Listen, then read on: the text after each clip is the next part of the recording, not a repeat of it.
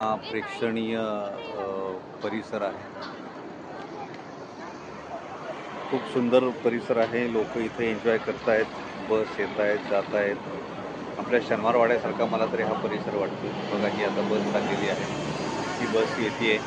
म्युझियमची अशी प्रतिकृती निर्माण करून यांनी इथं म्युझियममध्ये ठेवलेली आहे।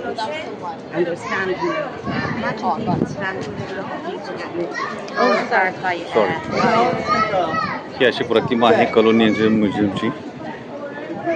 7 मजली म्युझियम आहे। हे पूर्वी असं होतं, जशी शनिवारवाड्याची पडझड झाली तशीच ह्याची पण झालेली दिसते।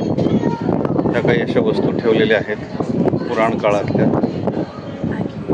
इसवी सन 12व 13व 15व शतक। खूप भव्य दिव्य आहे। अनेक प्रकारांनी हा वारसा जतन करायचा प्रयत्न केलेला आहे, पण काळाच्या ओघात हा एवढा काही वारसा जतन करता आलेला नाही। प्रचंड मोठे इकडे आपण बघू शकता, त्या भिंतीचं काम केलेलं आहे सगळं युरोपियन स्टाईलचं सगळं बांधकाम, गोलॅथिक।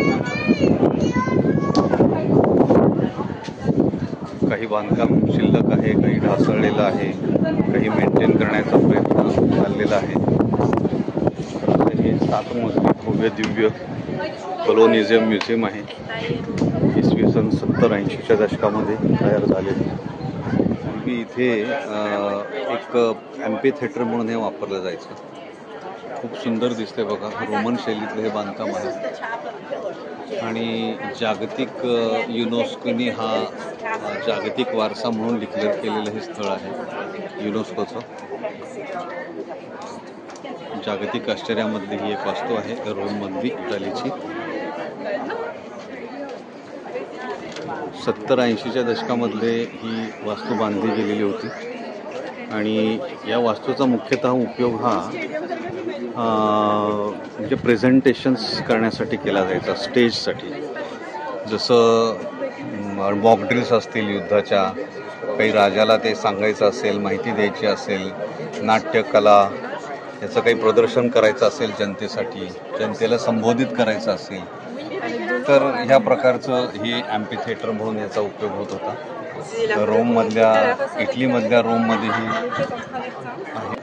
लाखो पर्यटक दिसत आहेत हा युनेस्कोचा वारसा बघायला आलेले। तुम्ही पण कधी इटलीला भेट दिलीत तर रोमला निश्चित या। आता मी या रोमच्या बेंटिक विट्स XIV म्हणजे 14वा पोपनी बांधलेलं हे कारंज होतं, तिथे मी उभा आहे।